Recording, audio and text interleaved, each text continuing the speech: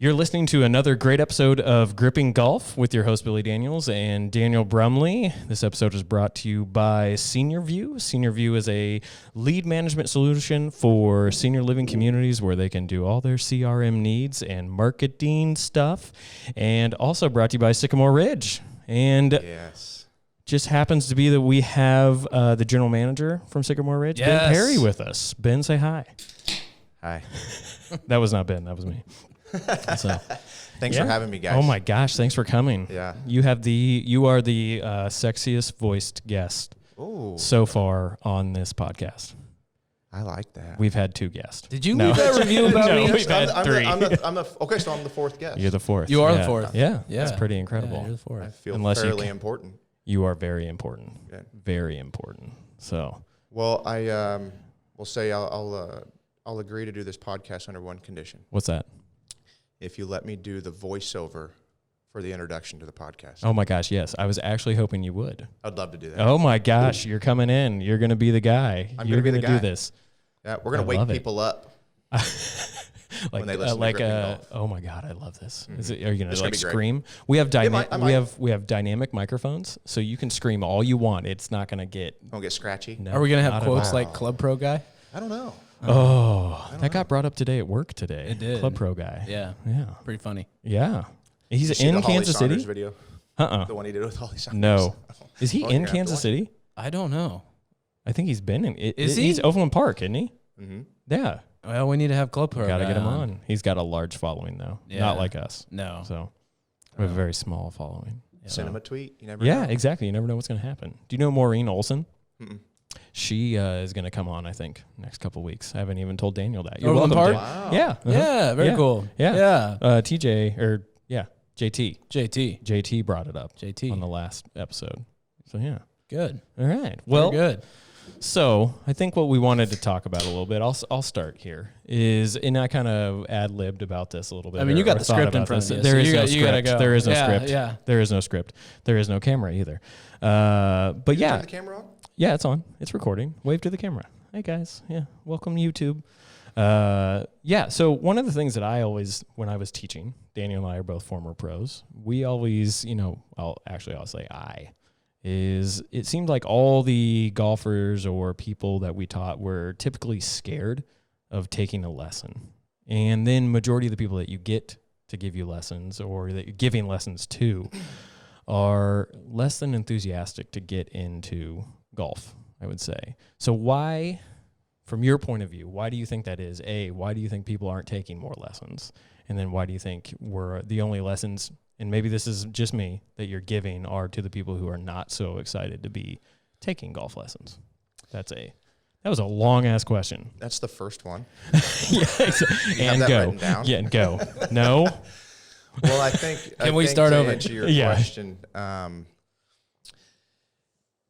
I don't know that people are necessarily scared to take golf lessons, and I think if somebody's coming to you scared to take a golf lesson, your first job is to make them unscared. It's a good answer. And if you don't do that, you're doing a poor job. So how do you do that? Well, you've got to adapt. It could be somebody who is shaking at the knees because they're so scared. Mm-hmm. You're going to handle that person differently than somebody who is coming through. And I think your definition of scared is having doubt in the golf doubt. swing, Yeah. right? Mm-hmm. Not necessarily fearful of interaction with a person, Right. and learning more about the golf swing. I think, I think there's different kinds of scareds, so to speak. So what's your typical first interaction with somebody you've never met, but you're going to give them a lesson? What's the first thing you might say to that person? I don't know that I have a You don't probably have a built-in script. comment, Yeah. but I would say first and foremost that I let them know a couple things. One, that the goal is to have a good time. Yeah. Enjoy the game. Along with you leaving this golf lesson with 2 to 3 things to work on, practice on. I want to make sure that you leave here a little bit more knowledgeable of the golf swing. Yeah. And something that I keep in mind for myself is people progress at different rates. Yeah. So I have had people who come out and they're just beside themselves with how much improvement they've made. And I've had people come out to where you're only as good as your student, right? Right. So it depends on where they're at in their game. It depends on what their overall goal is. Yeah. And I think that if somebody comes to you scared, your first job is to make them feel comfortable. Yeah. Or Yeah. let Absolutely. them know, hey, Right. you know, I do this all the time. You know, there's nothing to be scared about. Right. So what? Oh, go ahead. No, I was just gonna say. I mean, I think you bring up a good point. You know, the word pro comes with somewhat of a definition, and I think some people are a little nervous at first. Yeah. You know, especially you know, if you don't play a lot of golf. You know, I think one of the goals and one of the reasons that Billy and I kind of started this cast is we want more people in the game, and we want more people, you know, getting some hands-on. Is that attention. a hip word, cast? What? Is that like the hip I thing like to the say? cast. Yeah, and it's called the I've cast. never heard it's that not before. podcast. Yeah, it's it's not just a cast. podcast. Cast. Yeah, it's I called know. the cast. Wow, you heard it here first. I mean, you don't want to be casting in your swing, Right. But, That's you know, we'll leave the cast here. But you know, I do think it is important. You know, and you know, one of the things I wanted to ask you is, you know, how do we kind of get that stigma out of people's minds? Yeah. It's like, hey, and how do we promote people to take more lessons, to, you know, get more involved with the game, you know, at the golf course level? Because I think some people hold back because they do have a little bit of nerves, you know. And I would say, you know, when I was a young kid, I'm like, man, you know, I was coming in and I was 12, 13 years old, and, you know, I was thinking about having a couple lessons. Like, I'm really nervous. Yeah. And I think that goes the same for a 40-year-old that hasn't done it before either. So how do we get past that? How do we promote that? What can we do to get people more involved? That's a great question. Yeah. Yeah. It's And very. I think we. Well, it is. It is, and it's obviously a question for a reason. I think, you know, we collectively, everybody in the golf industry, I would say, starting with the PGA of America, you know, saying, hey, go see your local pro. Yeah. I know they do stuff like that. Yeah, right? totally. Yeah. And you know, who is it? Michael Breed. Always like, hey, go see your local pro. Yeah. Don't be scared. Totally. I don't know how you word it or promote it to make somebody. I think if you're nervous about going to get a golf lesson, you're nervous about a lot of stuff. Yeah. I mean, that's just how, and that's just the person. But I think what we can do collectively is just, you know, let people know that it's fun. Yeah. Golf is fun. That's the number one reason you play, right? Golf is fun. Golf is something you can do for your entire life. Yeah. You know, we got to promote the game as something that is more than, you know, what some people 4 hours, 5 hours. Yeah, on exactly. Yeah. You know, and unfortunately, there are you know, some people have bad experiences with the game of golf, and that's another. You know. Which is not the pros' fault. It could just be that they went out and maybe the group that they played with was rude or something like that. Yeah. That's I totally agree. I mean, I get the majority of my the people that I work with, and granted, I don't do a whole lot of lessons like I used to, but I feel like the majority of my lessons come from people who are coming out to get a couple lessons or tuned up rather, for their scramble tournament. Yeah. You know, well, okay, right. Sorry, I shouldn't laugh. Right. Yeah. No, and that's what? Yeah. No one's out there to get a golf lesson to play competitively. You know, with the exception of the people that play competitively, like the college students and stuff like that. But the majority of people that I work with, you know, I don't have the high tech equipment, and majority are beginners, but that's the people who, in my opinion, would be nervous or scared to go take a golf lesson. But that's typically what they're there to do. They're beginning. They're trying to get a feel for what it is. Yeah, the fundamentals. And our job is to kind of sit there and say, hey, you're doing great. We've got 30 minutes. How good are you going to get? Right. But in that 30 minutes, I can tell you how much fun you can have, how much fun you could have, how great this game is. Hey, bring your friends out next time. You know, stuff like that. So. Well, and I think you're on to something. And I think first I back up of some of Daniel's question of making it fun and stuff like that. And I think that's a testament to what you've done or what you have been doing out at Sycamore. Creating a culture. You really have created a culture that people want to be out there. Right. I think I asked you the question like a month and a half ago or 2 months ago of like, what's your average age of your round of people playing out there? And you said, well, I don't really know, but we've definitely lowered it. And I would 100% agree with that. I mean, absolutely. I don't know what it actually is, but that's something that I just was sitting there watching people walk around. I'm like, man, everyone's younger than I am here right now. And it's kind of weird, isn't it? Yes. Because when you guys worked in the golf business, it was Seniorville. Old. Yeah. It was Seniorville. That's okay. Yeah. There's nothing wrong with that. Those are the ones with the disposable income at the time. Right. Those are the ones that, maybe they're all podcasters. Kept us afloat. Or casters. They're all casters. We just plummeted. Yeah. Our following just plummeted. Yeah, exactly. No. They're listening to other people. No, but I think you've done a tremendous job at Sycamore. We love it out there. Oh my gosh! Yeah. I think the culture is spectacular. Well, I'm glad you guys think that way, and I got to tell you, it's been an absolute group effort. Oh yeah. I mean, you guys know the guys out there. Yeah. They're Clayton, John. Awesome. Yeah. Shout out to those guys. Oh my gosh. Well, it does start from the top, and you've done a great job, and all the staffs out there is fantastic. But then also the people that have been built around that, all the memberships, the people that play out there consistently, it kind of builds on itself, and you kind of find yourself in this own little community. Yeah. Right. And you feel at home there. I mean, I know I do. I see someone that I know out there almost every day. Yeah. You totally. It's not, and you do see a bunch of new faces too. It's growing. Yeah. So, it's a great golf course that's maintained really well. It's managed really well. You got that homey feel. Right.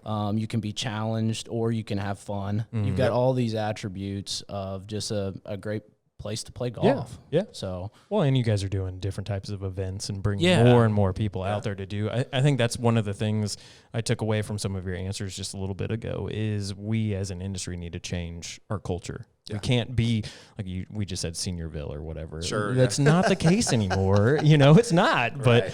But if it's more fun. I mean, there's more events. Yeah. I think we've enjoyed playing in. Oh my gosh, tried a few things, and it's good to see that. I think that draws people out. Oh yeah. The league. I think the Tuesday night league is. Oh my gosh, it's incredible. And it's one of those things to where we literally go back in the office and we say, hey, what can we do? I mean, it's just like this. We sit at a table, hey, throw ideas at the wall. Yeah. How can we grow our ladies' presence? Yeah. How can we make, what can we do from a couples standpoint? Yeah. We've got plenty of guys out there. Right. But you need more diversity. Some old wooden ships out there is what you need. But that's interesting because when I worked at OP Golf Course, we started the couples league. That's funny that you say that, and it's still going to this day. That was like 10 years ago. Oh my gosh, it was great. You started something. I started something. And Sean. His last name is evading me right now, but Sean took it over after I left, and they've continued to do it. And they cater in. I catered in all the food every week on a Wednesday, even and wow. We had I think we had 24 couples or something like that would show up. So we'd do 9 holes, scramble, and then we'd have a dinner afterwards, and they all just hang out. Yeah, no, not every night. Every Wednesday. Every Wednesday. It was once a week. Night? Yeah, it was once a week. Yeah, for like 16 weeks. Now I'm gonna have to cater in every Thursday night. It was a lot of work, but it was a lot of fun too. Yeah, do it. This podcast is really beneficial for it now. Yeah, exactly. All the couples that are listening, this is gonna happen next year. But I got to tell you, if somebody in couples league said, "Hey, you know what? It'd be really nice if you had dinner catered every night." You know what we'd do? Do it. Yeah. Exactly. That's just the way we are. Yeah, exactly. Accommodating. Yeah. I just hope no couples leaguers listen to this podcast. Listen to this not cast. Not yet. Yeah, it's too gripping. They will. For them. You know what? Yeah. They might. They might. Right, but they're not.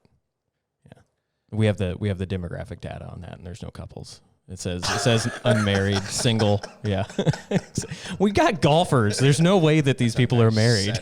Yeah, that's not a setting. There's no way you have that data. We have the data. Someone has that data. That's hilarious. So, well, tell me about junior golf. Like, how do you? I mean, what are your thoughts on that? How do you grow the game? Big on oh my gosh, junior golf. Good. That is that looks like it's just grown for you guys. Gosh, it's amazing. It's talk awesome. to us about the camps and the growth. Well, I got to tell you, when I first got to Sycamore Ridge. How long have you been there? First off, sorry, I'm going on my 7th season. Oh my 7 gosh, years? that is crazy. Seemed like it went by pretty quick. Very quick. It does not feel like 7 years. Yeah, they had a junior league that was or a junior camp, summer camp of some sort that was being ran out there. And I think the guy, I don't know who it was a third party that was doing it. Oh, really? So I basically just said, hey, I think we could, we've got a great facility for starters. I mean, the range is ginormous, and we've got a great practice facility. It was a great place to teach kids the game of golf. So just kind of out of thin air, we put together this junior camp and started small, and we're up to, just in the 6 seasons,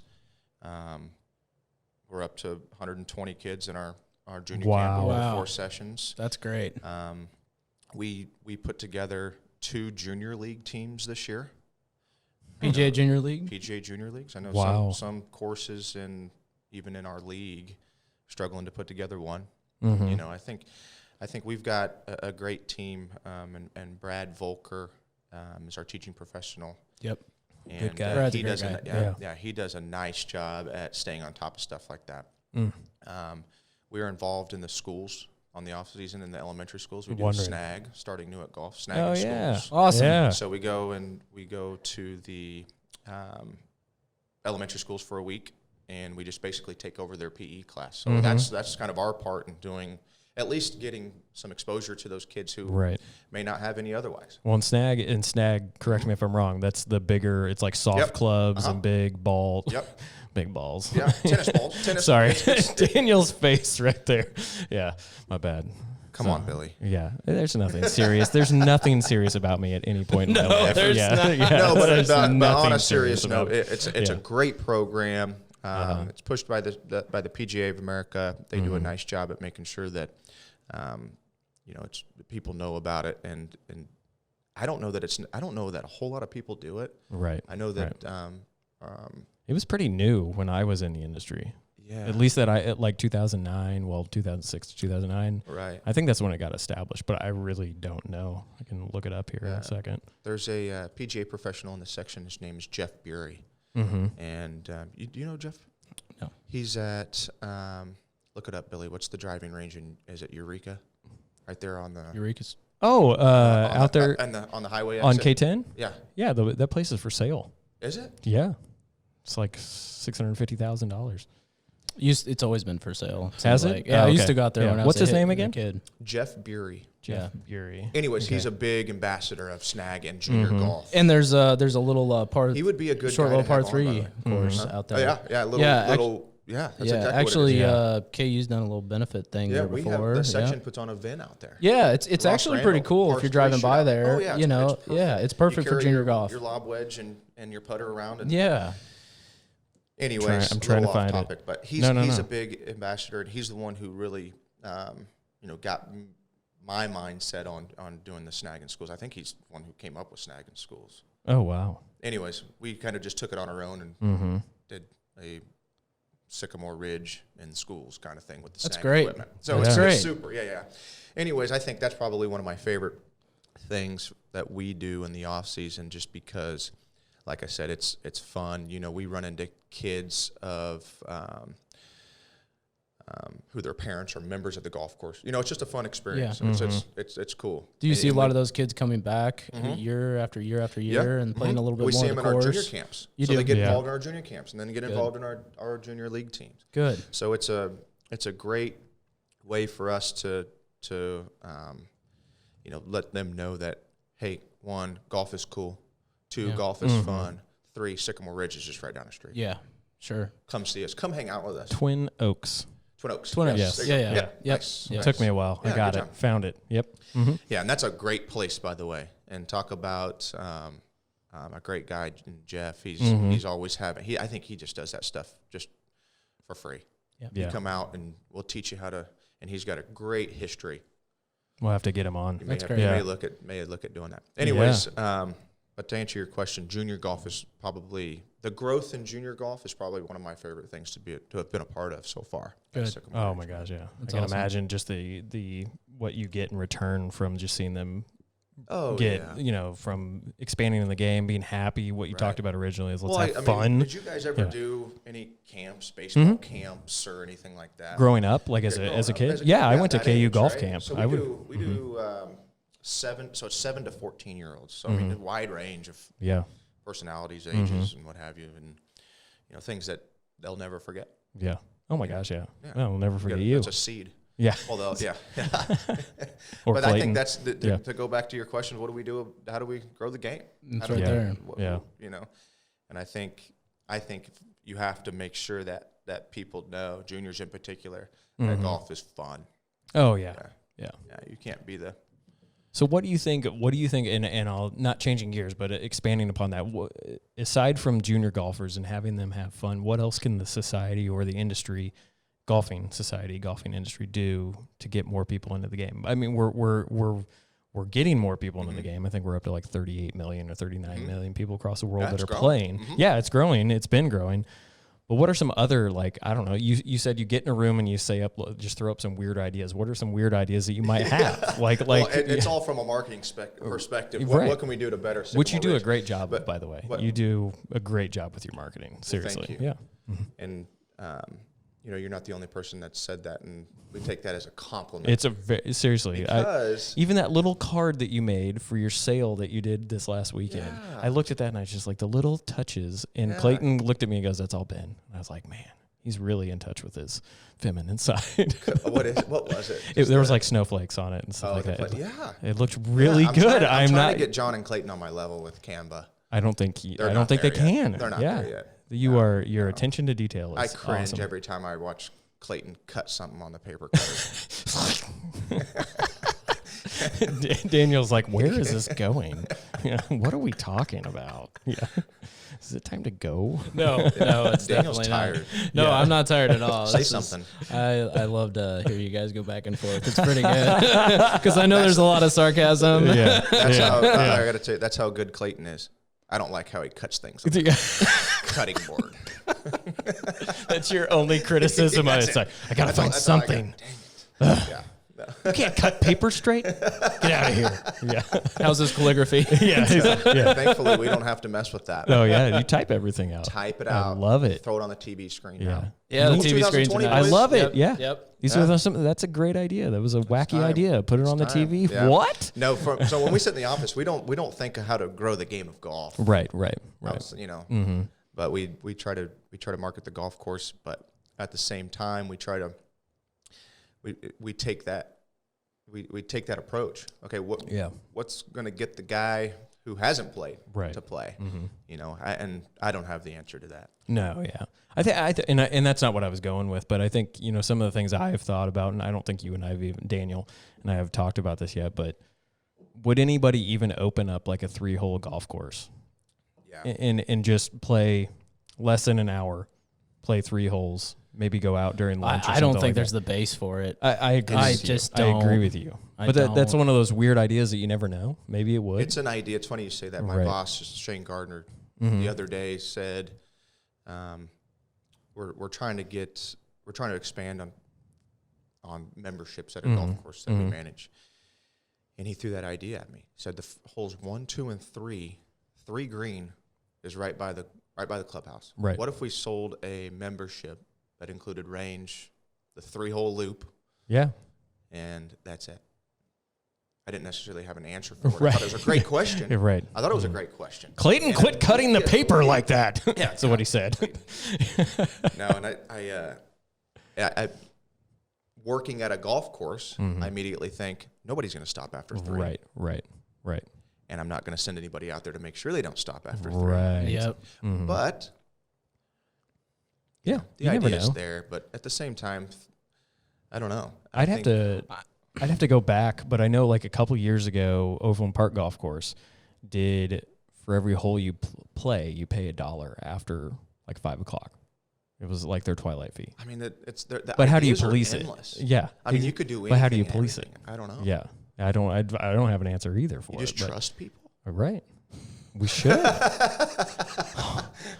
We got to the conclusion. We figured it out. A crazy idea. Golf needs trust. Have you guys been down to Big Cedar Lodge? I haven't. I've been by it, driven in the area, but I've never played. Well, that went nowhere. Yeah. Well, I mean, they have Tell us about it. Yeah. They have a unbelievable putting green. Yeah, you can play 9 holes on it, right? Pretty much. Yeah. I mean, it's huge. Yeah. I think practice facilities really draw people in. I would agree with that. You know, when Ben was talking, sorry, I'm not trying to cut you off. No, but you're good. Iron Horse is one of the things That's what I was just going to say. Yeah, Yeah. I mean, that's a place that you Sorry, can. I took your idea. It's free, Yeah. right? And you can go out, putt, chip. You can have a great sand. experience. You have a great Yeah. experience. Absolutely. On a Yeah. practice You don't facility. have to pay for anything. But what the golf course gets as a reward is people coming in the shop, people thinking about playing, people ultimately going to play the golf course, people hitting range balls. It draws people in because, you know, a lot of people go out with the intention of just practicing a little bit, and then before you know it, they're playing. Yeah. And I think practice facilities are huge.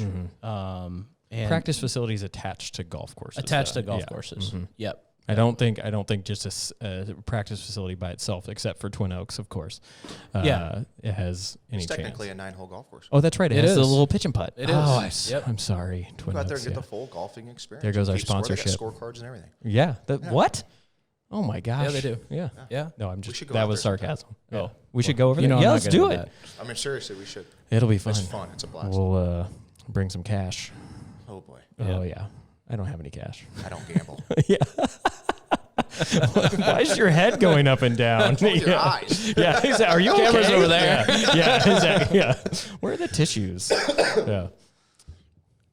That's funny. Did you have a follow up? No, I didn't. I don't Okay, really know yeah. where I was going with that. Oh, okay. Other All right, than, yeah, you know, I Sycamore's got a nice place to practice. Yeah. I wish I had a little bit bigger. I can't putting talk. green. It needs a better chipping. It does. Yeah. And you got green. all I think that. the putting green is good. I think the chipping green needs Yeah. to be Putting better. green is great, but chipping green, yeah, you need. I can't talk about it because Reed called me out.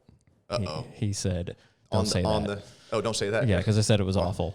Well, He said it anyways. He he's saying- listened he's to an saying episode. He's saying, Yeah. "Oh yeah. Yeah. He's asked about it. Yeah. Yeah. Mhm. And he Shout said, out to Reed. he walked right up to me out there and says, "So you think the practice facility is Oh awful?" yeah. He'll want to know. Oh yeah, he looked right at me. I said, "Well, yes." Did he take you over there and have you show him what No, you do? no, no. Okay. Yeah. I'll tell you what I'd do. You guys are gonna come back out there after he listens to this. It's gonna be dirt. I'll show them. Yeah. Yeah. Oh, you want a chipping green? Yeah, I'll give you a chipping green. Yeah. What happened to Sycamore? I thought it was here. Yeah. I show up on Saturday morning and I'm like, the heck? What the heck? Typically, No, there's a I clubhouse. agree. I think Yeah. I think our practice facility, just our driving range, just from, I mean, you're able to hit off the grass year round. Which is that's amazing. No You one know, has that. No one has No that, one right? has it. The tee And is huge. The tee is huge, and people don't really understand how big it is. Oh, it's gigantic. It's huge, and you can tear it up all winter long. Yeah. Nothing. Nothing. Nothing. And you Tear got it two up, but tiers you when can- it's wet. Yeah. Yeah. Oh yeah. So how far is it from across? Do you know? Oh, like, man, I don't It's know. like a full I lob would say wedge. it's I was gonna say- 120 yards. yeah, it's a good It's distance. I'd say 120 to 140 That yards somewhere in there. yeah, It's a long ways down there. I mean, It I mean, you can hit balls right next to the interstate, Yeah, right next to the highway. exactly. I've been in that corner and seen It's a not car bad accident. It's not a bad. I love that. Except it's set up for a draw lie on it. But there was a car accident where the car went right off the road, and I'm like, had my headphones in, so I didn't really see it. But all of a sudden, I'm like, there's a van right there. Hey, that's not where you're supposed Yeah, to you go. don't drive there, sir. Yeah, exactly. And do you have any candy? Jeez. Sorry. Again, I am never serious whatsoever. Ever. Now, practice facilities, I think, are important, Daniel, for sure. Yeah, I think so. Totally I mean, agree. we have a ton of people that never play golf there. They practice there but never play golf there, and Yeah. I don't think that's necessarily a bad thing for us. No, I think it's But do just you one of those things. Do you think what Daniel's saying is that would bring in more revenue for you, aside from the dollars that would be attributed directly to the range? But if someone's there practicing, do you feel like there's a added value to the revenue stream Yeah, of I they're going to think come play? If somebody's just parking in the parking lot and going to chip and putt, Yeah, and then leaving, yeah, I think so. I think Okay. they get to see. Eventually they'll play. Well, I think they get to see the condition of the golf course. I think they get to see other people having fun on the patio, and just the atmosphere of the environment, just being there. They get to meet others Just that like they're going to play anybody golf else. with. Yeah, Just like yeah. that it's just one of those things. Yeah, I totally. I think having people there, regardless of the reason. Mm-hmm. Yeah, just get out there. Yeah, I come in and have a free cup of water too. Oh, now you got me hooked. Actually, I think it costs money now. Does it? No. Oh, yeah. Is it 25 cents? It might be. Okay. But there's a water fountain. There's a water fountain. Yeah. Use the restroom. Pool, pond. You can whatever. browse. Yeah. Browse. You can browse. Pool for you. Yeah. Pond for you. Yeah. Thank Pond you. for you. Yeah. Yeah, pool. You're over there on Briar Fresca, Street, right? Yeah. We have Fresca. Yeah. Okay. Citrus? Wait, no, that's not it. What is it?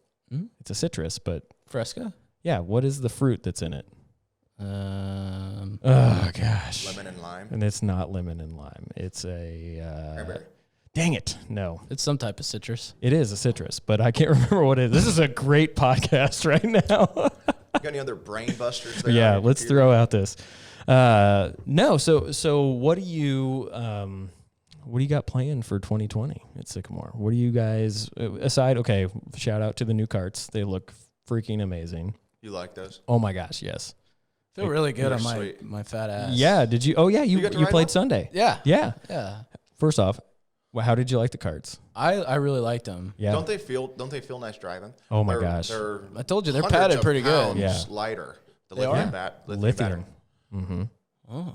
Yeah. Lift They one got of the lift one of USB in those there. I seats saw up. that. USB, windshield, Yep. sand bottles, Mm-hmm. cooler. Little rain canopy. Oh, Rain that's, canopy. You that guys was are out grinding in the storm. yeah. Won't be Club doing that. championship every year is like Club the last 2 championship years. always rains. Yeah, see? Well, I schedule it. Yeah, you look at the forecast. Yeah. you're Oh, like, yeah. What is No the rain, rainiest week in postpone. September? Okay, there we go. Do you guys like playing in that? I love it. Yeah. See, we got to find ways to get that better. I thought it was well, we will. Gripping Golf will help with that. GrippingGolf will help. Yeah. Mm-hmm. No, I mean, I think it's fine. I think something that keeps people, not necessarily keeps people away, but doesn't necessarily come to interest to some, because I think some people are scared to play at a competitive level. Even Yeah. Mm-hmm. just your club championship. I agree with that. Yeah. I think that's And that's a laid back. I make that as laid back as I can. I know. Yeah. I mean, it's Yeah. fun. yeah. First, right? Yeah. What But was- I agree. yeah. What was disappointing? Sorry, I cut you off. No, again. go. I think what was disappointing for me, and it had nothing to do with the event, was that there wasn't as many members as I thought would be. Well, we only in it. have 22 to 25 players. I know. Every year I've done it. But you have how many members though? You have over 100. 100 and Yeah. 120. I just don't understand why. You're 100% right. They're afraid to play in a competitive environment. Yeah, but I no don't. one wants other people to know what they shoot. Right. And that's I guess that's okay. Right. But I feel like I have to, I still want to do it. I think it comes from yourself in the course promoting it like you do. I don't think you necessarily have to change anything. I just think it's getting more members to talk to more members and get them to get involved. Hey, come play. Yeah. Yeah. Request a pairing. I don't Right. But it could, something that could help it is getting some of and this may already be happening, but I don't know if it is like a weekly game that's happening out there. Maybe there's no money involved in something like that, but the members are getting together and they're playing. There's a standing area of tee times that they're, it's some sort of game that's going on. I would love to do something like that, like a skins game. Yeah, exactly. And you can play in the skins game if you want, and if you don't, you just go out there and play and have fun. So I think you guys put that together. Okay. I knew it. Oh my gosh. This is so funny. I've tried it on numerous occasions, and I'll keep trying. No, I think that, and this is exactly what I said. I said, I was talking to Dave Miller, and you might have been there too. And I said, I don't think we can ever go to Ben and say we need to do this, because I'm sure he's already tried. Yeah. And so, I I'm totally not afraid to he try has. again. It's tough. It's hard. Yeah. You guys remember when we did KC Cup? That conversation came up with Dave. With Dave, yeah. Remember when we I did didn't that? do it with I remember Sycamore. when I did ran it. Yeah. I did it with couldn't Falcon. Give it away. No. Mm. It's very difficult. It is difficult. And it doesn't make Nothing sense. against KC Cup. I think it's a great Meaning concept. people I love wouldn't the play KC. in it? Well, it's just the timing. The timing. Yeah, it's hard. It's the hard. timing. It's the Yeah. commitment. It's the travel Right. occasionally. I mean, So I would say, okay, you're trying to get a group of guys together. the right Right. format, the right How players. can we get just and maybe it's on a weekend, afternoon or something like that. I mean, I've done all sorts of stuff. I've blocked off times and said, hey, you come out and you play in this skins game. We'll discount your Rate. green fee Right. for the amount that you're Right. paying. Right. You know what I'm saying? So it's $20 What if you did we'll take $20 off your green? You know, just ideas like that. Yeah. What if you did? We had it at Falcon. I'm not saying we did it perfect, but we had a group. It was actually Jerry Kolich and Jim and Joe Kolich. They ran it, and it was like a 2 or 3 o'clock thing every Friday afternoon. I would love that. Friday afternoon's perfect. Yeah, and it was, and they managed it. It was just, but we did block off the tee sheet. Yeah. Maybe if you did a game like you're saying, and maybe if you made it, the more you play in it, the more your tee time is discounted. You might get more people to come in. So you play once, it's the regular. The next time you come out, if you play consecutive weeks, or not even consecutive weeks, if you just keep playing, you get a little bit further discount in it. I don't know. I think that's a great idea. Well, I think they're all great ideas. Yeah, just get it. I think all of them are. Just get it to do it is all. Yeah. Just do it without so much work. You know. Oh yeah. Yeah. Just show up. It's hard. Just play. Yeah. People. Just play. Yeah. And people. I understand. That could be the just play. The tagline. Just play. Just play. Yeah. Yeah. Skins game at Sycamore Ridge. Just play. You can do the voiceover for it. Period. Period. Yeah. I like that you just all lowercase. Just play. Period. Period. The period was perfect. Yeah. Yeah. Well, I think we're onto something. Okay. Yeah. If only the flyers that were associated with this just play movement that we're going to have. Just play movement. Could be cut straight. I'm going to be good with it, but I don't have trust in Clayton right now that these are going to be cut straight. So you don't have enough time? Just play. I like it. JSTPLY. Just play. Yep. Mm-hmm. You don't have enough time. I like that. Yeah.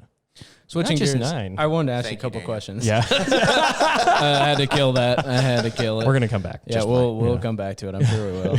It'll stick. I want to know, and we haven't even had this conversation, but I want to know how you started out playing. Yeah. The game. What got you so interested in it?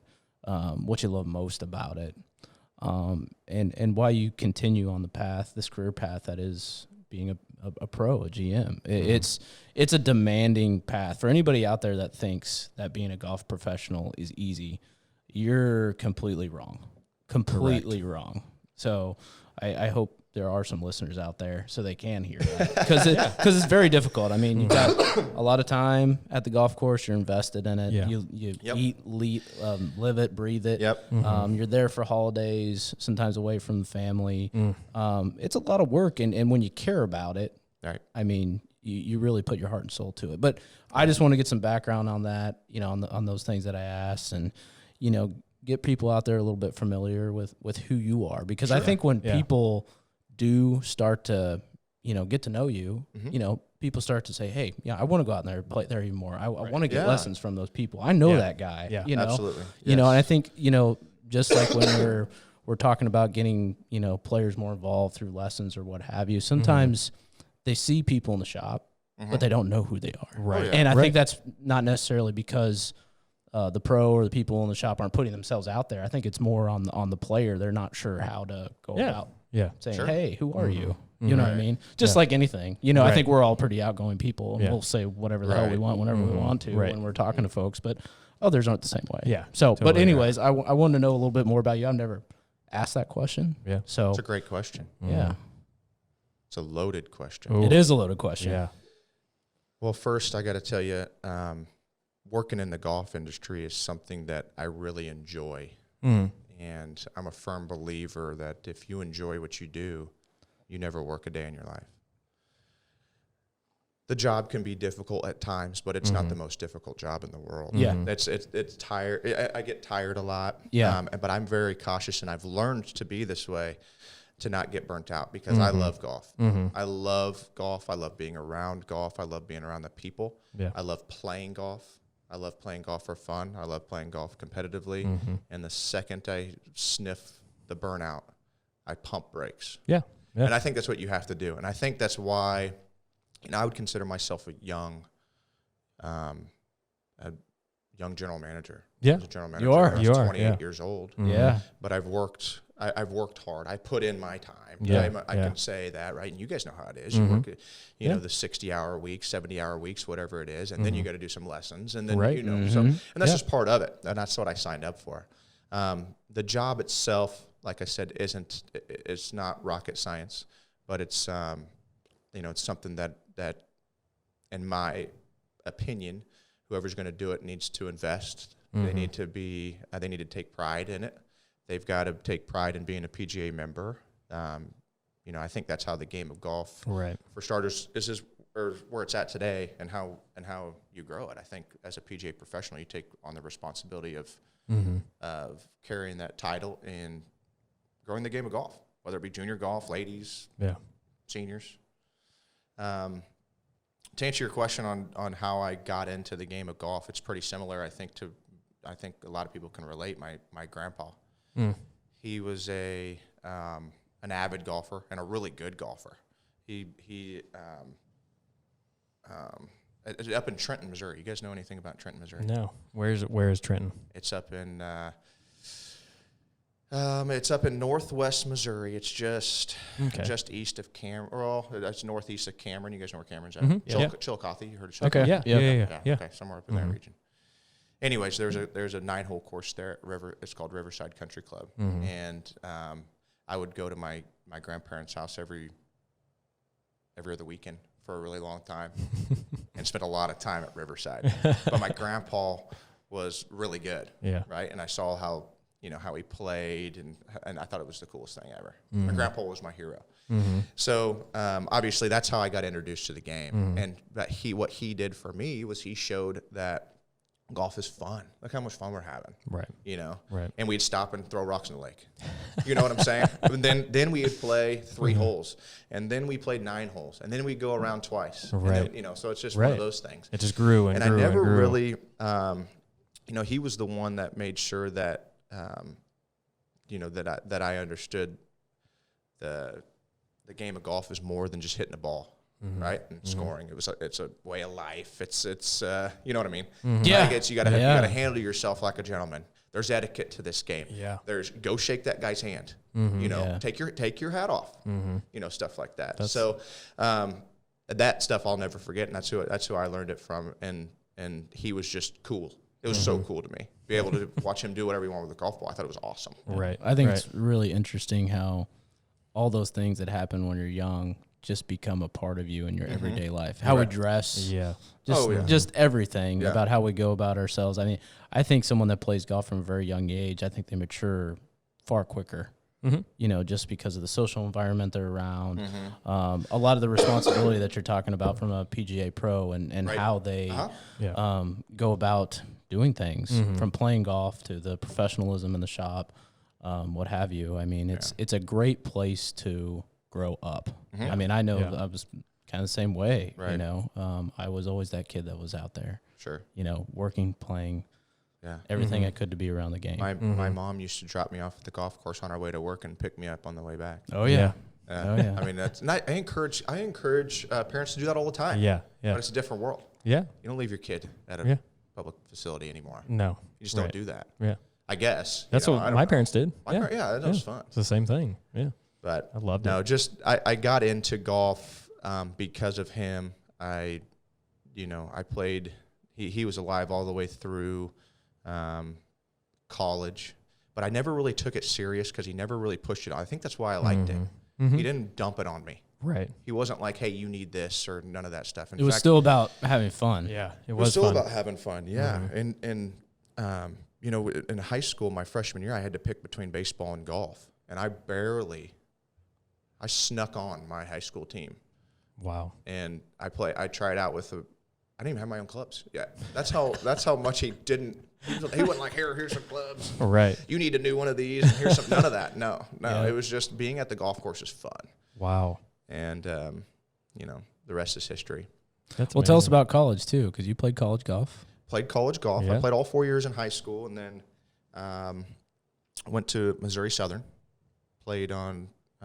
They gave me a scholarship to play there, and I spent 4.5 years in Joplin, Missouri, playing for the MSSU Lions.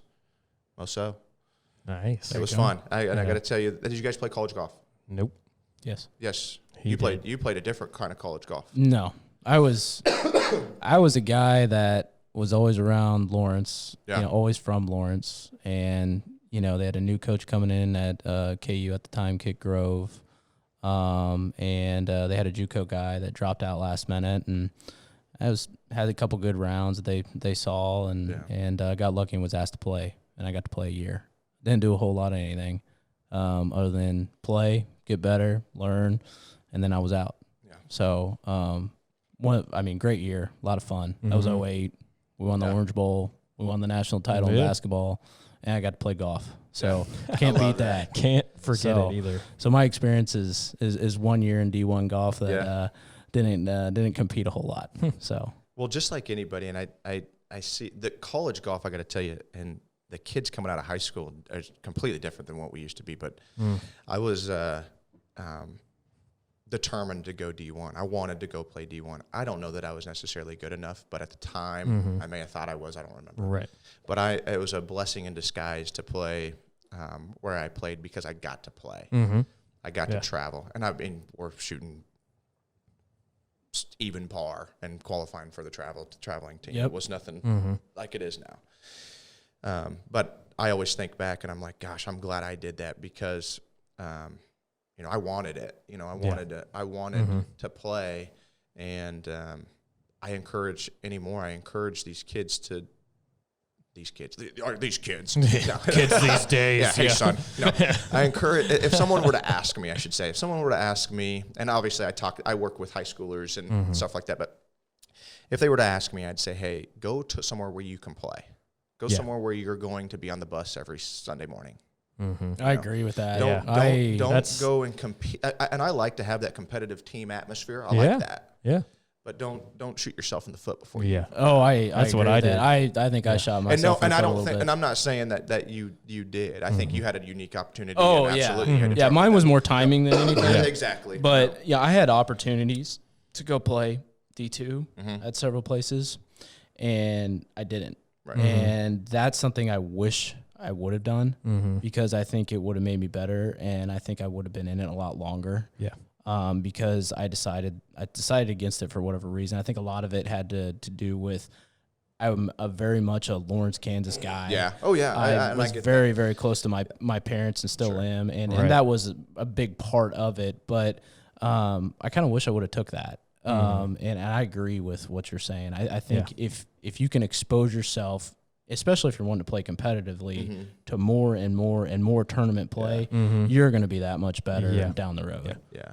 It's funny you say that because I had 4 years of competitive golf to where it was just it was not like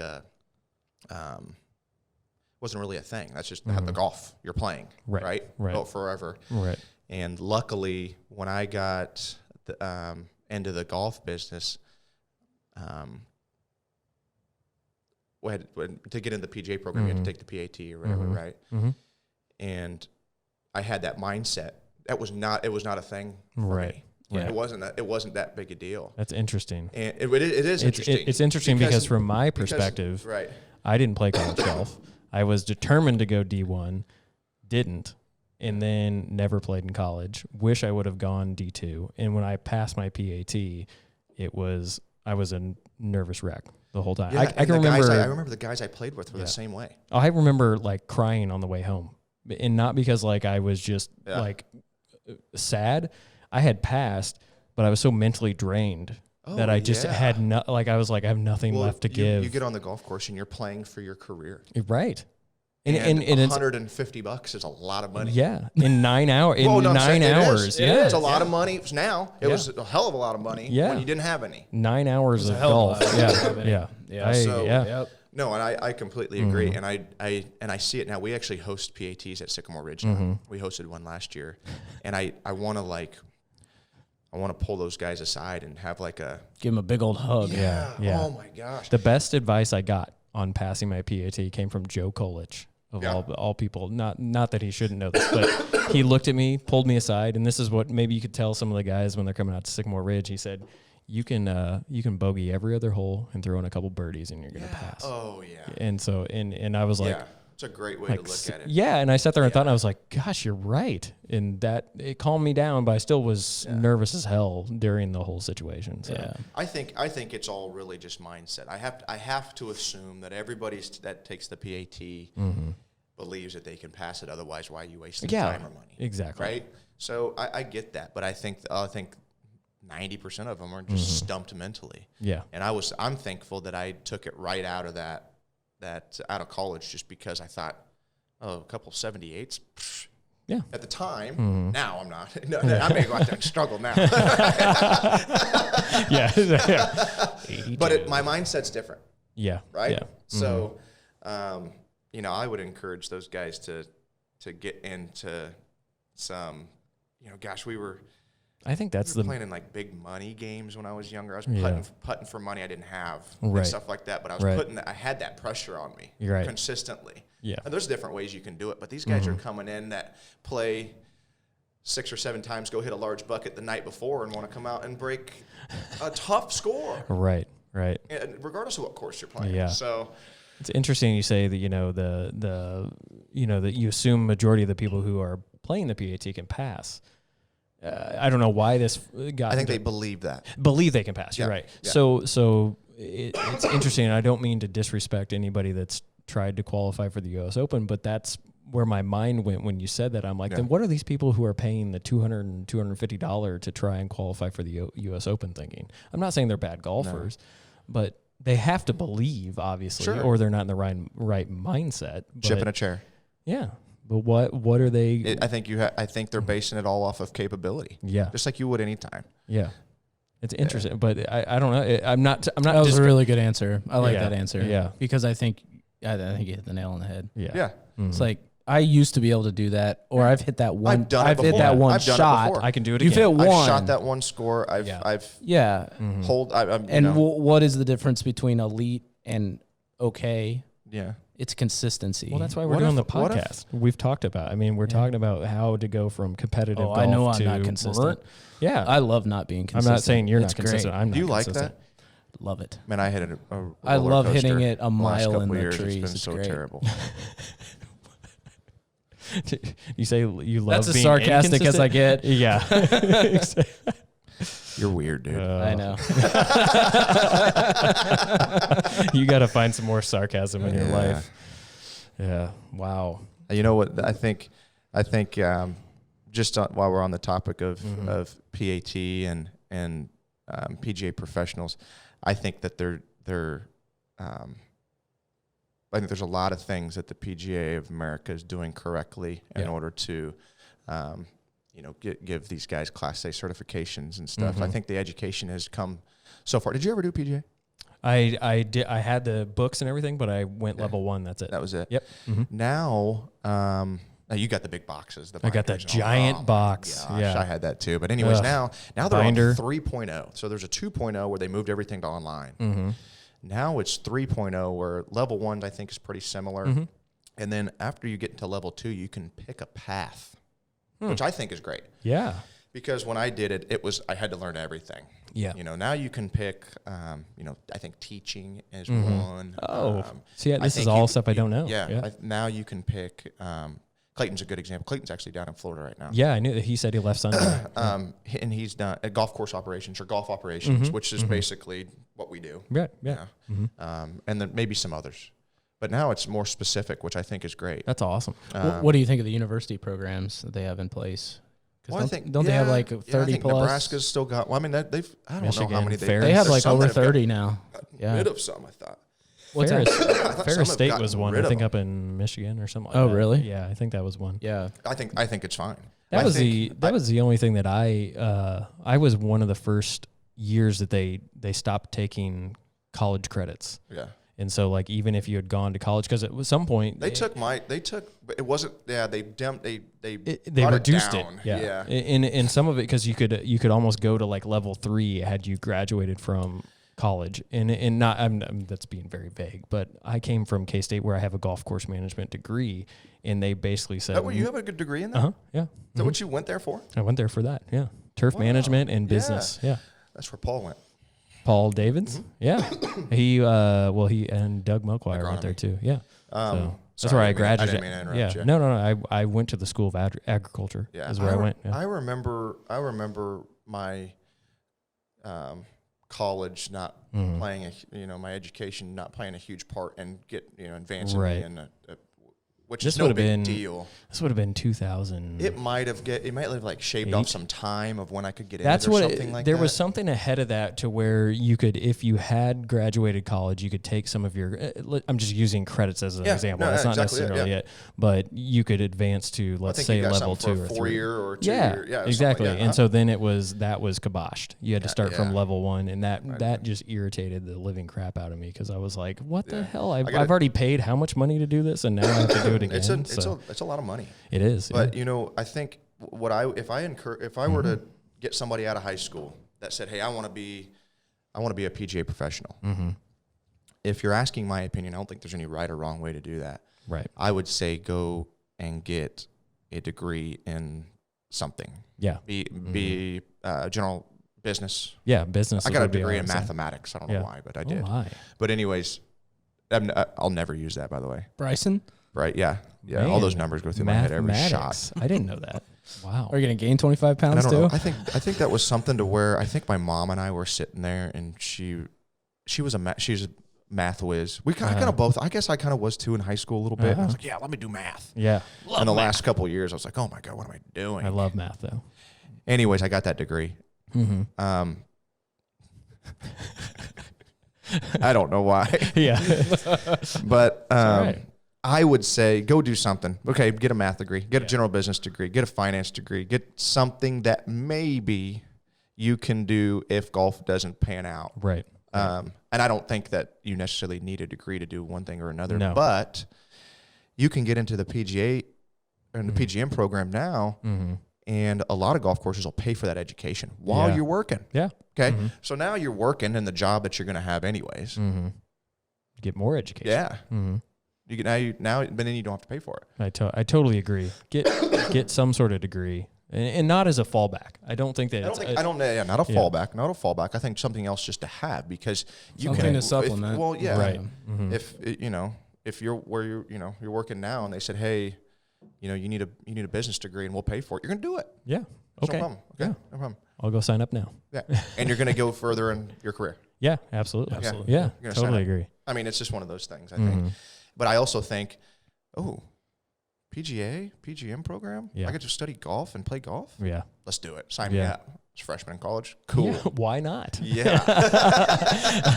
I'll figure the rest out later. Oh my gosh, yeah. I'm young. I'm getting a minor. I have nothing but time. No, to backtrack, I think the PGA is doing great. I think level 1 is a great weed out system. Yeah. You don't. If you don't want to do it, you're not going to do level 1. Weeded me out. Yeah. There you go. Out. You're a prime example. Yeah. I was out. I was like, I think, and I tell Clayton and John and everybody else that's going through the program, I just tell them that. I said, hey, it's not rocket science. It's not hard. No, just do the work. It's just time consuming. And, it's something that they can do when they're working the counter on when it's snowing or whatever it is. It's just managing your time. That's what I didn't do. Yeah. It's hard to do it. I got to tell you, I had to make myself go to the library. Yeah. To do mine. Just separate yourself, put yourself in a corner and just. Do they still have libraries? Somewhere. Maybe. There goes but that's how it is. I mean, it's just one of those things where you just have to think your way through it real quick. And there goes the library sponsorship. Uh-oh. No, we don't have any sponsors except for you. I'm sure we can find some books. Yeah. Amazon. Yeah. What? Wait, they started out selling books? I don't believe that.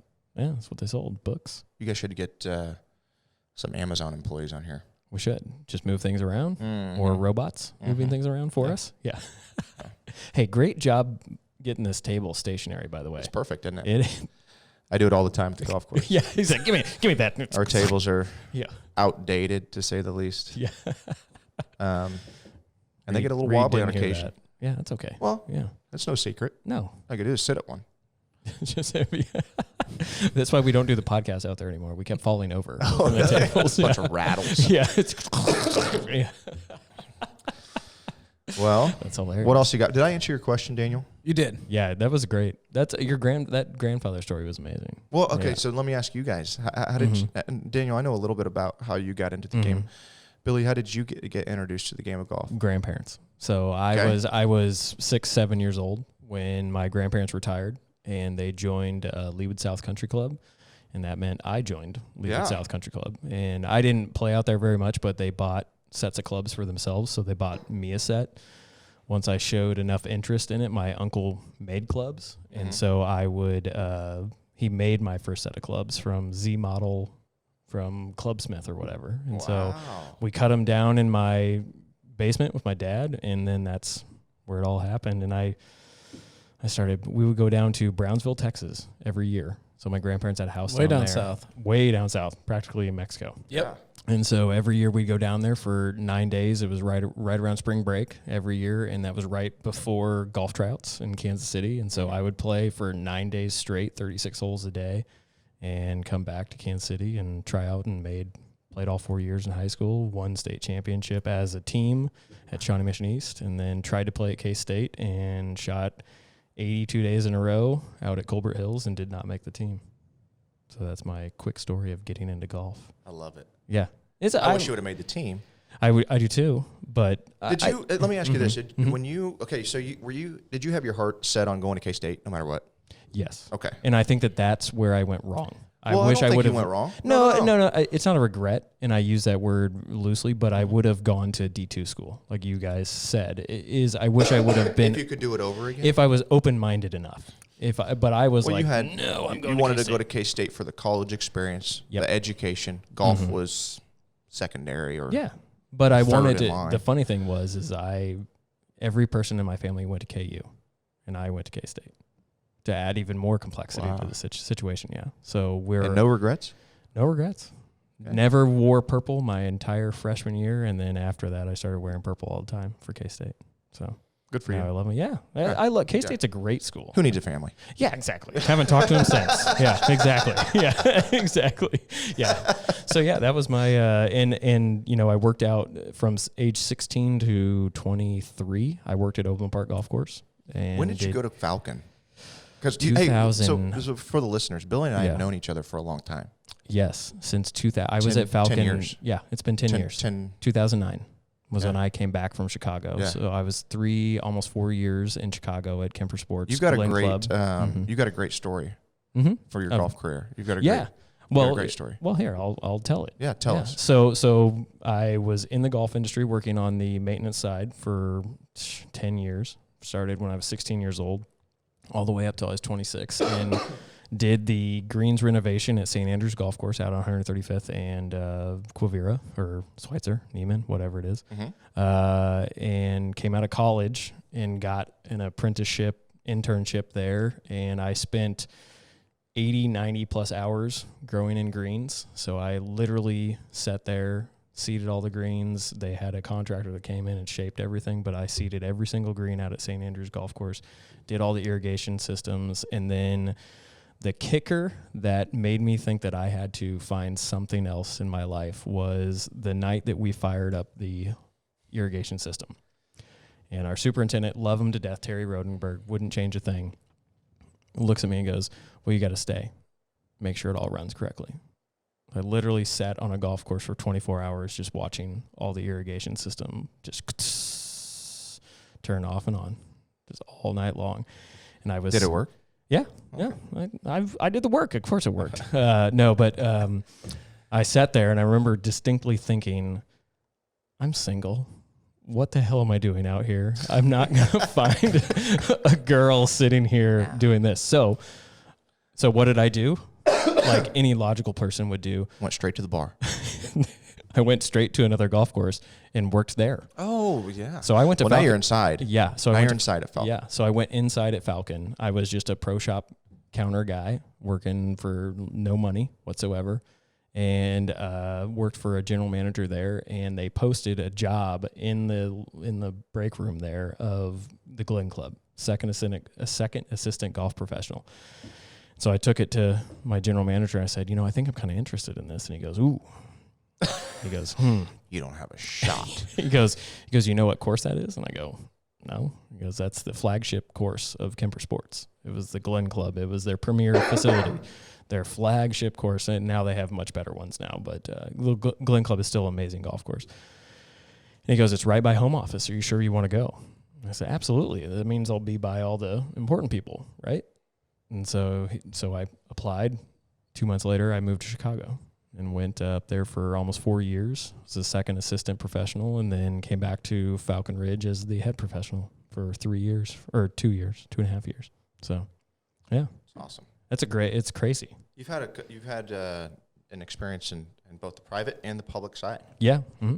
And maintenance, and I was like, I held my GCSA membership too for a long time, and then I was whatever lowest level apprentice in the PGA, so I was one of like 3% or 2% in the golfing industry that held both. Yeah, awesome. And so it was pretty unique to have that, but I have both, and that's why I think I love golf so much. I love the outside, and I love what you all do in the pro shop, and I just love the experience.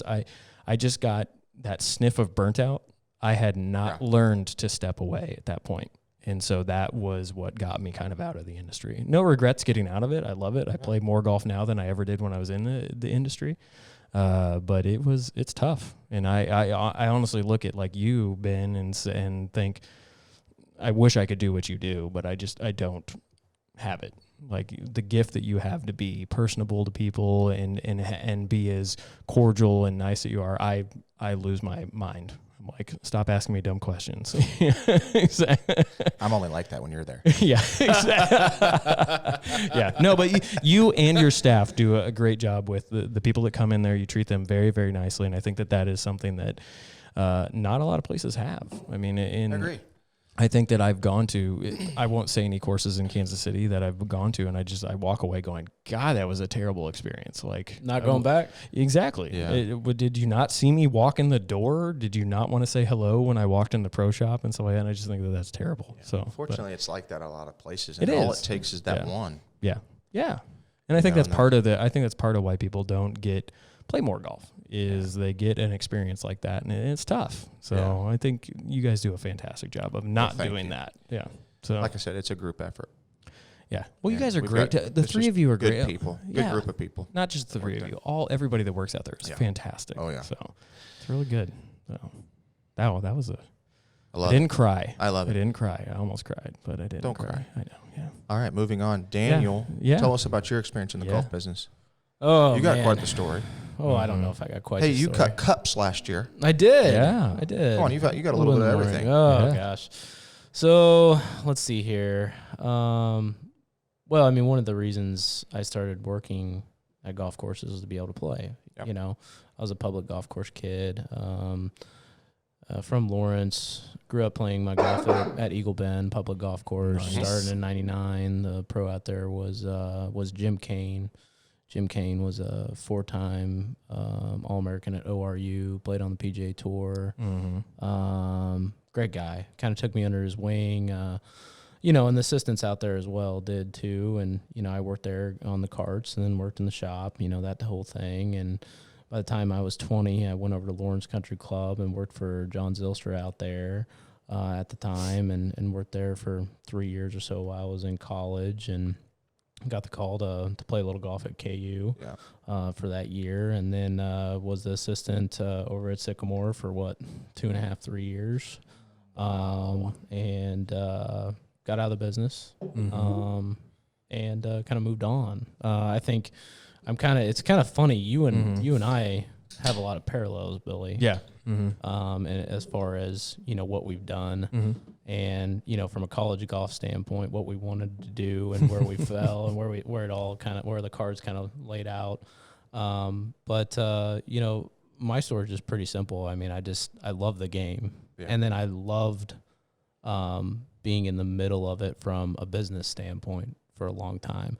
I think what got me in the end, why I left, is I did get that burnout. Yeah. Mm-hmm. And I didn't know how to combat it. Yeah. Yeah. It's difficult when you're young. Yeah. When you're young like that, it's hard. And you're not old. You're not. You're not old. No, none of us are. Well, none of us are old. But I think people handle it the differently. look of death. Running and gunning. Yeah, the look of death you just gave me. Come on. What'd you say, Billy? But I think people do handle it differently. Yeah. I do. Yeah, I agree. And some people can move on. Mm-hmm. Some people can, just like we're playing golf, we all have different personalities. We carry ourselves different on the golf course from shot to shot. Yeah. The in between. is definitely something that we all probably handle differently. And I think what separates a really good player from a not so good one is to be able to cut it off in between. Yeah. And I think sometimes sometimes in business, and that can apply to business, sometimes you don't know when to turn it off. Yeah. And I think that's something I struggled with, on the business standpoint, is I always felt I was working. And for a game that I always felt it was fun, I couldn't find that separation. Yeah. So that's one of the reasons I left. Yeah. I love Sycamore Ridge. It was always a great place to work, always a great place to be. The people are fantastic. A lot of the folks that are there now are still there today. But it was time for me to move on. Yeah. I think the thing that I miss the most is coaching. Yeah. I love to teach. I love the junior golf standpoint of it. I loved coaching, and I love the competitive portion of it too. So you lose a little bit of that competitiveness when you're not in it as much, and then but leaving coaching, that hurt me a little bit. There was a girl out there that she actually works there right now, Katie Murray. I started giving her lessons when she was like 5 or 6. Yeah. And I saw her for the first time the other day, and she's 17? Yeah. And I was like, what just happened? Yeah. Well, I worked with her for several years. Yeah. Kind of picked up where you left off, I think. Pretty cool to see how she's all great. Works out. Athletic, and she went to state this year. Yeah. Oh, yeah. Yeah. So I think she's going to try to play in college. Good. That's awesome. Yeah. That's awesome. Our grandpa's a big supporter of us. Oh, he's huge. Yeah. Mike's a great guy. Yeah. Super. So, but anyways, that's my little story. Not a whole lot to it. Yeah. Just another guy that loves the game. Yeah. So another guy that loves the game. Yeah. Can't we all? How'd you play on Sunday? Sunday. I only played about 5 holes or so. Why? Did you join them? No, I just went out real quick. I had someone watching the kiddos for a little bit, and wanted to get out and play a little bit, and then had to head over to the grocery store. So maybe you would like to have the 3-hole course. Yes. There you go. Finally, we brought it back. I shot even today. Yeah. It was great. It was great. Shot even today. No, but did you shoot? You shot even? Is that what you're saying? Gosh, I don't know what I shot. Okay. I blew one in the lake on 18, trying to cut a little bit too much off. Okay. Yeah, but it was okay. Nice. Hit a few buttercuts out there, which is very unusual for me. We got to get you a new shaft. Yeah. We got to get you dialed in. We're going to get you dialed in this. We'll get dialed in. Yeah. We'll get dialed in. Current events. Let's talk a little bit of that with President's Cup. President's Cup. Patrick Reed, President's Cup. What did you guys think on his take of? Did you guys see that video of the kid shoveling sand on his head? Someone said. I hadn't seen that. Picture of Patrick Reed improving his life. That was pretty good. Yeah. What do you think about all this? Yeah. I think it's okay. Let's take a couple steps back here. Let me tell you what I think about Patrick Reed. Not that it really matters, but let me start there. Let me build on this. Yeah. I think, and I told someone the other day, I said, I think Patrick Reed might be a great guy. I think he might be cool. I think he might be fun to hang out with. I think he might be a super individual, but he's doing an awful job at proving that to me. Now, I also realize that media plays a large part in that. Yeah. But man, and it's easy for us to be like, oh, I would have handled that differently. I would have said this, that, and the other in the moment. But man, he's tough. He's tough. Yeah. And I know there's a lot of guys out there that like him. You like him? I like the way he plays. Yeah, you don't like this kind of. I'm not going to go back on what I said in the last cast and say that he wasn't the right pick, because I think he's still the right pick. I watched the Slugger White video where the press conference where he said, he's nothing but a gentleman. Yeah, that I'm not going to lie, that changed my opinion of him a little bit. Yeah. That helped his case a ton. Yeah. What did you think about Tiger's response? I thought it was pretty interesting. I didn't see Tiger's response. He said basically that he's had a really tough upbringing. He thought that he's handled this situation well and what he's gone through. It was a little cryptic, but very supportive of Patrick. And he's always supported Patrick. Yeah, and I think that's great. Yeah, you can have whatever upbringing you have. Yeah, you shouldn't be able to shovel sand from your ball. Right.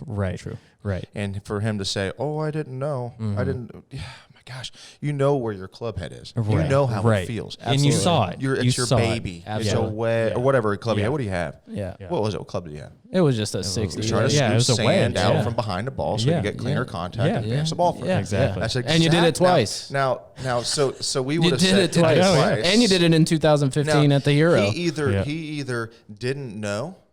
He didn't know that you couldn't do that. Right. He either didn't know you couldn't do that, or he just didn't care. Those are the two things I think could have been. I would agree with that. I'm going to go with didn't care. Okay, that's fine. And that's fine. opinion. I don't know. Regardless, He's I not think here. he should have said, yeah, he's not here. I think he should have said, hey, I did it. I did it. It says it right there on the camera. But everyone, and I think he could have done it without being such a jerk or coming off as a jerk. But then the question was, we know you did it. Right. Did you intend to do it? Right. And that's why everyone's up in arms that's about a good it. point. I think it's just about the intent. And I think that is the most important thing. Nobody cares whether you did it or didn't. We know. We just want you to say you did it. Yeah. And did you intend to try to improve your lie, or didn't you? And he's not going to say, yeah, I was trying.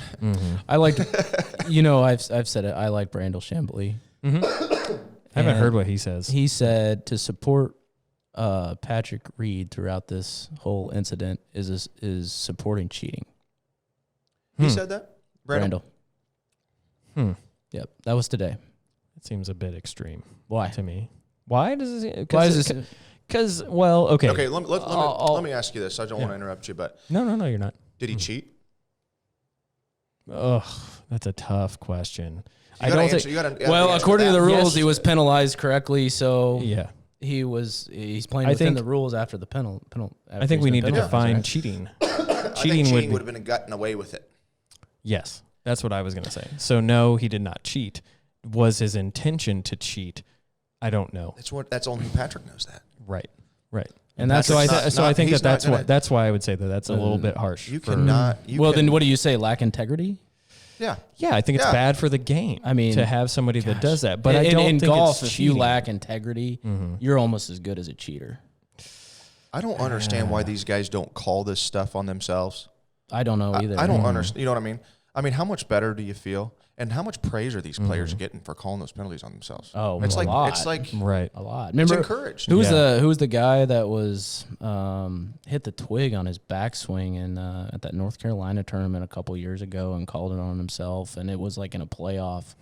Was it Brian Gay or I don't know who it was. Gosh, I don't remember but it was like something that wouldn't affect the ball whatsoever. And he hit like a twig that was growing out of the ground on his backswing. Right. Gave him a 2-stroke penalty, lost the whole. But see, I take this back to. Was it Whistling Straits when Dustin Johnson? Oh yeah, he didn't know. Was it a bunker? Yeah, but he also didn't read the rules. True. I'm not defending. But nobody does. Right. Nobody. There's I always there's get a rules. Rule sheet. I never read it. Yeah. Why would you?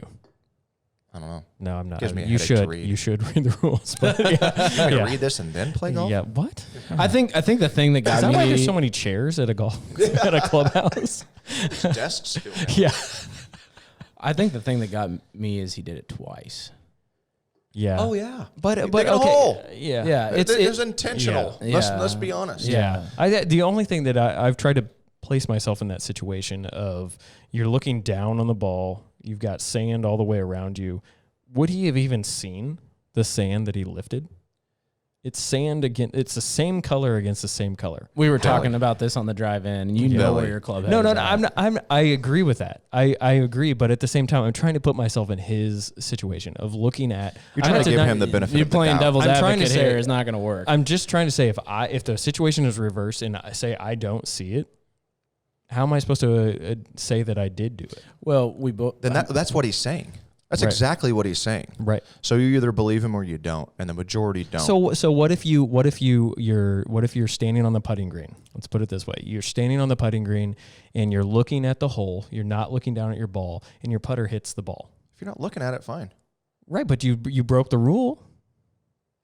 There's a rule. You broke a rule. You take the penalty, and but you no one's didn't going know to think you you intentionally did that. Right, but you wouldn't have known that. What if you look back and it only moved a fraction? Oh. I'm splitting hairs here. Billy, I'm getting heated. I think it does. It just like you said, it goes back to intent. Yeah. That's all it is. Yeah. Did you intend to move the sand? I didn't intend to move the ball on the green. There's just, I mean, okay, then let's say that he didn't intend, Right. he didn't see it, and that's that. Okay, end of story. Then he should say that. He should say that. Yeah. But he's saying he's twisted himself around like he's dug himself into a hole. I agree. He can't climb out. Even if he wanted to be honest or say. He makes nobody happy now. He needs to drop it, and hopefully the fire goes out. And he needs to hope he wins his matches, and he needs to hope that the United States wins over this weekend. There's two things here that I think are a result of this. One, I think it fires up the Aussie team.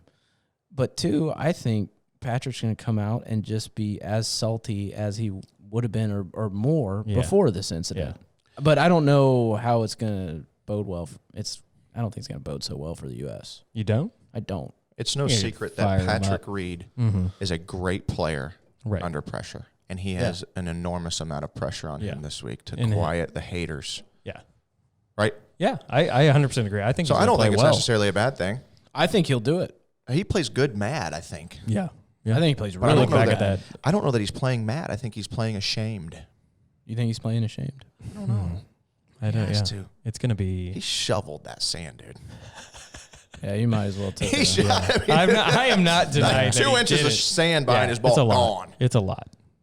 And a foot-long drag. I mean, come on. It was. Right? I mean, it wasn't as bad as JT's today, but his impression. Oh my gosh, that was hilarious. That was hilarious. Pretty good. I just love the look up. Yeah, as he was doing it. I don't think I have anything against Patrick Reed. I'm glad that he's on the team. Yeah. I don't think I'm going to hang out with Patrick Reed. No. Yeah. He's not going to be a. I'm not going to. I don't think I care. I mean, if someone said, "Hey, we'll fly you out here and play golf with Patrick Reed," I'm good. I don't know. Send Michael Bolton. Is he going to play in my group? No, I'm just kidding. Send Michael Bolton. He can sing you to sleep on your definitely round. Fly out for that. Yeah. Totally. No, I hate to hate a guy. I hate talking bad about other players because that's not golf. That's not the right thing to do. Right. And I would love to give him the benefit of the doubt, but it's hard, man. He shoveled that sand. Yeah. Watching the video, it's definitely hard. Right? I agree. It's tough, but I mean, we're kind of critics right now, and if I'm going to tell the truth, I mean, that was blatantly. Oh shoot! I didn't know I couldn't do that. Yeah. No, but there was no. Okay, so he didn't get that penalty till. I know that I did that. Yeah. Yes. He could have handled the situation better. But the thing that shocked me was the video that came out today of him in the Hero Challenge in 2015 doing the exact same thing. Yeah.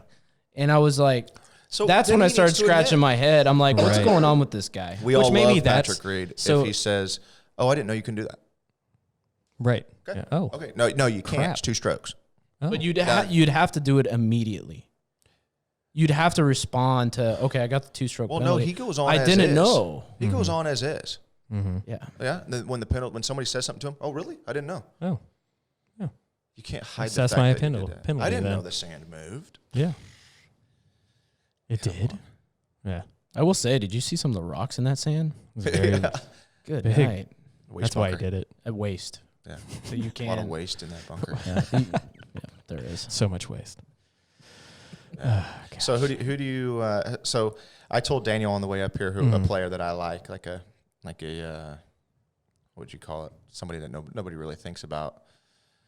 I forgot how you told me. You can't remember who I said? No. Well, who do you think? Who do you like on our team? Oh, never mind. Who do I like on our team? You did tell me. I know now. Yeah, sorry. Are you going to tell me? I was shocked. You're waiting for me to answer before you tell me? I want you to tell me. My guy was Patrick Cantley.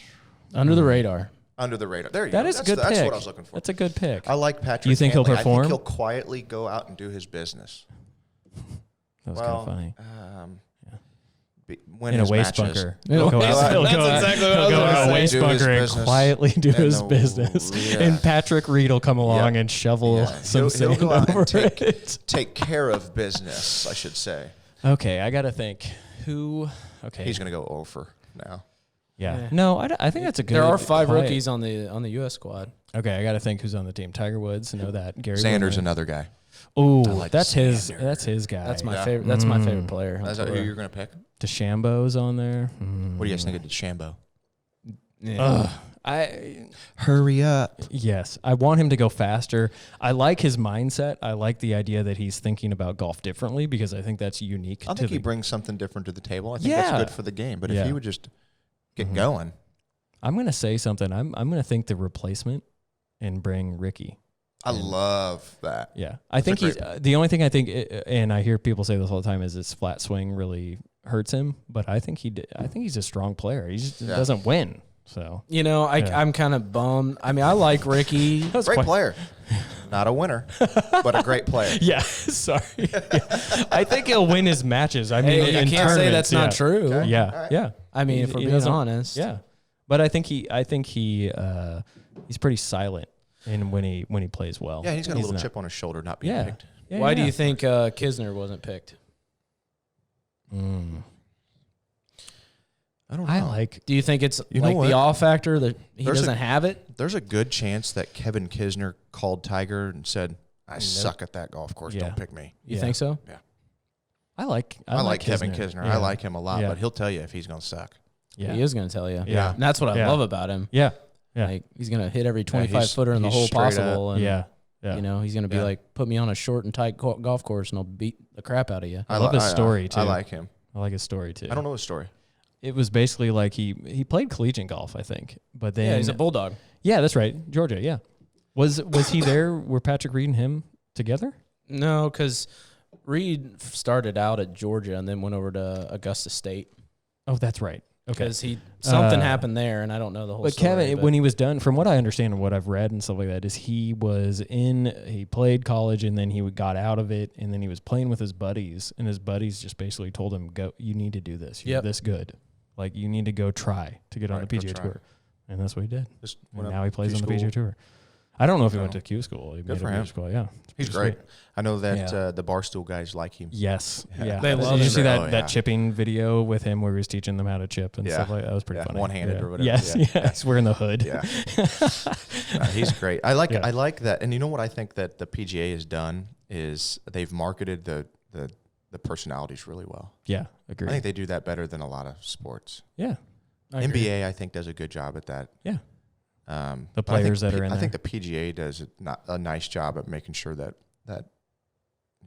Margaret's a good example. My wife, she loves Jordan Spieth and some of the other guys or whatever, but she knows them. She recognizes them. She sees them. She knows their golf swings. She knows when someone's over a putt who it is. It's wild, but I think the PGA does a nice job. They do doing that. Her and I went into the PGA Championship at Belle Reve, and she had a blast. That was awesome for me because I was going to have fun if it was just dead out there. I was going to have a blast. But they do a nice job at that. Yeah, I think. But I need to get my wife to let me do that or go with me. Yeah, not let me. Go. That sounded really bad. Sorry, we just hopped the gates. Sorry, babe. Got right in there. That'd be awesome. Yeah. I would say it's funny that you say that. It's funny that you say she recognizes their swings because I feel like that's the first thing I recognize when I see them on TV. She may not recognize the swings like we do, but she recognizes the outfit. Like she knows like Jordan Spieth wears Under Armour. Yeah, she knows Ricky's going to have some orange on Sunday. She knows that she knows, and I think that they're just everywhere, and it's probably because she's married to a golfer. Right. Could be. Yeah. Because it's always on at your house is what you're saying. It's not always on. Yeah? No, it's not. Thunder games on. In fact, yeah. In fact, I just got the Golf Channel. Just got the Golf Channel a month ago. Okay. So it's not even been a thing. Wow. Yeah, and I think it's just she follows the guy. She follows the play. It's just that's one awesome. of those things. But I think the PGA does a nice job at especially for the kids. You throw Ricky in front of them. Jordan.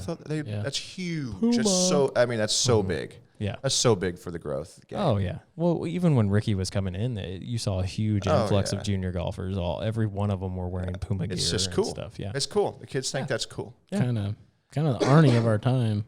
Very much so. Mm-hmm. That 2000 was it 2015?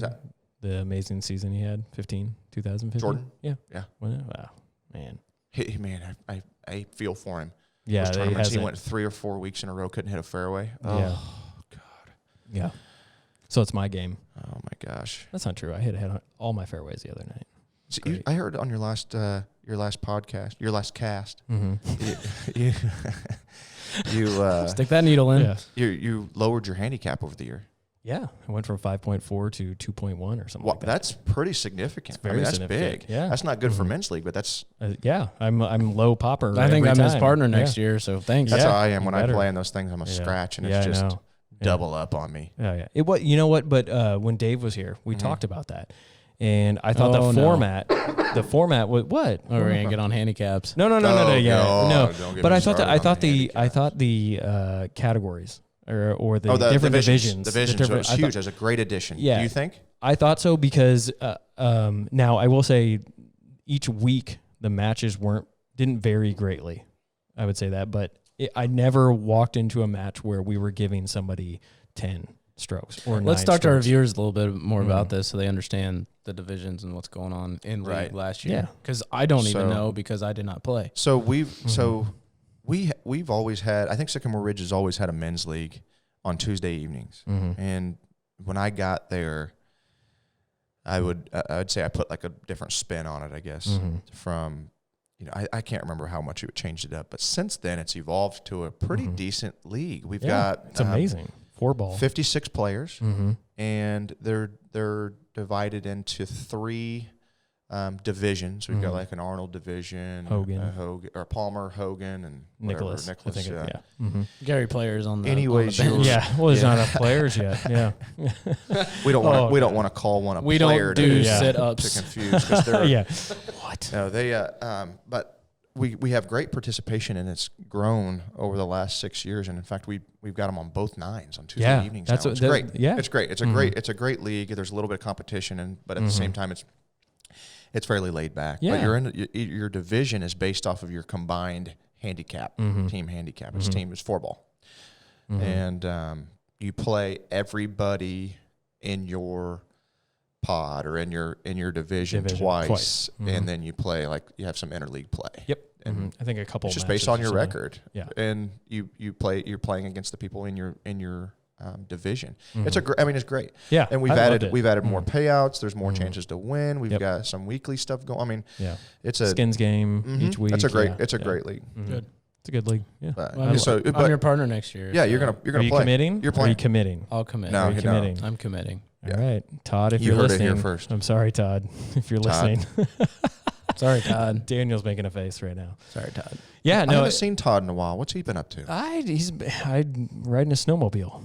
From what Bought I a know. Tesla and never came back. He did buy a Tesla. Yeah. He hasn't. No, he didn't. Yes, he He did. rented a Tesla. He didn't buy one. He bought a Honda Pilot. Oh, I thought that Vastly was different. I thought it was a Tesla Pilot. Maybe. I thought he had. I don't know. I don't He know. rented a the Tesla guys, for his birthday. Yeah. The guys inside said he bought a Tesla, and I was like, He may have. I haven't talked to him. He hasn't said anything to me either. So yeah. Okay. But he rented. I love Todd. Yeah. He's. But I haven't such seen a him, and great guy. I'm a little disappointed. Yeah. Because I like his personality. Yeah. And his loud voice. Oh my gosh, Kinda I kept love me, it. Kept me. Awake. Kept me It kept going. you awake. Yeah. Oh yeah. Why are you yelling? I Yeah. haven't heard anything. I know he lived in Spring Hill. I think. I texted him on Thanksgiving. Did you? And he was. He's still kicking. Yeah. Good. Still alive. So yeah, he'll have to find a new partner though. Oh. So, yeah. That's okay. He said he would be able to find somebody. So He's gotten better. oh my gosh, yes. He doesn't believe he has though. I worked with him on his golf swing a little bit. I know. And he's got a great golf swing on the driving range. Yeah. And once he takes that thing to the golf course, it's over. He has over for men's no league. course management, and he needs to work on course management. So Are we going to charge Todd for this advice? Yeah, exactly. We're gonna tell him to listen. Start the meter. Start at 1 hour and 30 minutes, Todd. Yeah. It's all about you. Yeah. No, seriously, Yeah. the men's league I think is awesome, and Jonathan and Clayton have been in charge of that over the last couple of years, and I think they've done a great job. And I know you guys talked to Dave about it. He's the one in charge. He's the one. He's the communicator with the league participants. He's kind of taken that into. He does that for our couples league as well, and he does a nice job at that and sends out the scores, puts together the spreadsheet and this, that, and the other. And I know that. We're moving to this world handicap system. I don't want to get on the topic of handicap. I don't it's either. A sore Yeah. subject at Sycamore Ridge. It's not a sore subject, but it's just like, oh my. Everybody's a handicap expert. But And sometimes, mistakes are made. Right. But it's going to be it'll be not a challenge, but I think that's not a whole lot different than what we've got. Have you guys looked into the World Handicap System yet? Very briefly. I haven't looked into different it. scores. It'll only take a top, 12 score. I can't remember what it was. It's so not it's like down from 20. Yeah, 20 was down from 20. You can only enter so many score. It's not. It's not. I have not read. Completely different. Is it 2020 or is it 2021? Yes. 2020? Mm-hmm. Okay. Yeah, they're actually, the KCGA is putting on, for anyone interested, the KCGA is putting on educational seminars throughout the winter. Oh, wow. They just had their first one last week. For golfers or for professionals? I think for professionals. I'm not sure that it's not open for people who are just interested. Gotcha. You may look into that. You may go to the I've read some about KansasCityGolfer.org. Get Casey They'll Olds have all on that here. stuff. Yeah, there you go. Oh So they're combining, No, KCGA. their office is at Eagle Bend.